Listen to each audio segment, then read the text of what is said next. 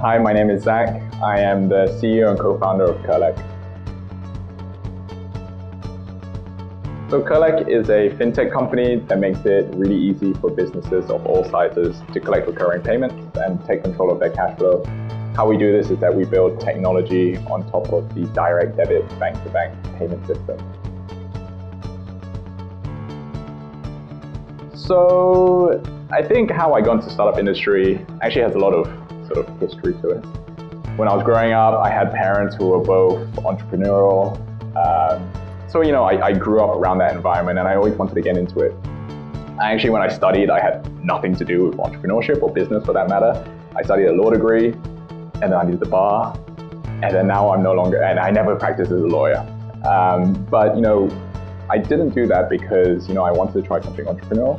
And I tried my hands at various things. I worked with some tech companies, worked in a bank for a little bit, which I know is completely un-entrepreneurial.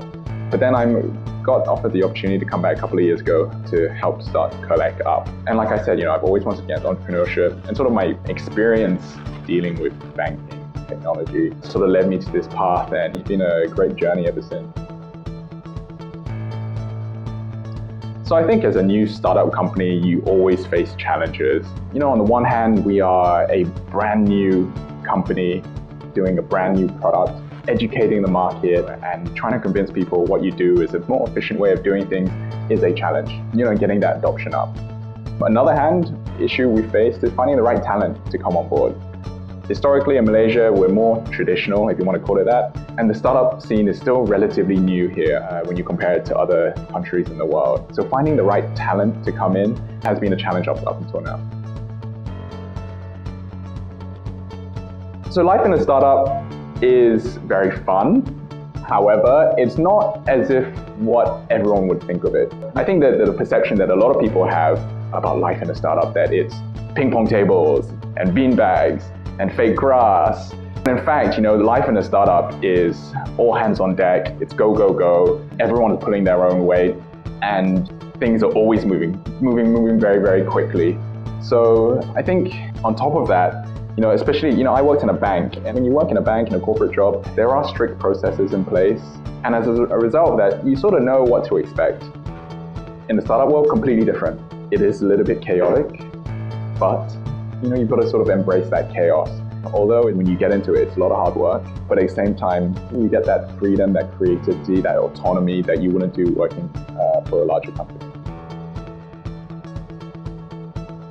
So my favorite thing about working in a startup is definitely freedom, the autonomy, and really what you put in is what you get out. Where sometimes you're in a large company, you're just one cog in a very, very big machine. So in terms of when we scout for talent, finding the right people to fit into our culture is a super, super important thing. And what I would say about it is definitely the soft skills. Attitude over aptitude. And what we look for are people with the right attitude, who are hungry to learn, naturally curious, and have that desire to always want to move forward, In the company, we really do advocate for learning. Learning has to be at the front of everything. The ability to learn and then unlearn and then learn again. Because in the technology industry, everything's moving so fast. So we sort of describe this as infinite learners. That's what we look out for, those soft skills that really I don't think it can be taught in a book. So I think the startup industry in Malaysia is growing. Even in the past couple of years since we started, you see more names popping up, you see a maturity in the market, the bigger companies coming up. Grab is obviously, it is a Malaysian company. Grab is obviously the prime example of it all.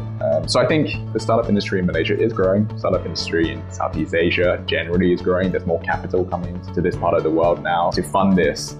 But in saying that, back to our earlier point about talent, we need to make sure that the right talent is coming up.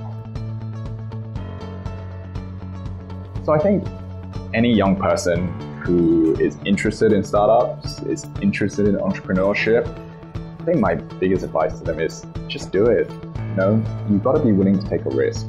Because if you're never prepared to take that risk, there's never a good time to take that jump, right? I think the beauty of being young is that you can try things, if you don't like it, you just move on. try things, you can fail at things, but you learn from those mistakes and then you just move on. So I think the important thing for young people trying to get into the startup scene, entrepreneurship, just go, just do it. Go out and learn, because that is the fundamental thing you should be prioritizing as a young person, as opposed to money or brand name, etc., etc. So that is the biggest piece of advice. I think there's a very famous Jack Ma video where he says, when you're young, you do one of two things. You work for a big company or you work for a startup company. You work for a big company, okay, fine. The good thing is you learn about processes and how a big company operates and all that sort of stuff. But in terms of entrepreneurship and sort of understanding businesses in that sort of manner, you don't really get that. Once in a startup company, generally smaller teams, more innovative teams, more agile, things move much, much quicker. And as a result of that, you really get that entrepreneurial spirit that you would get working for a startup as opposed to a large company. So yeah, like I said, biggest advice is go out there, try things, learn, fail if you need to, but just keep learning.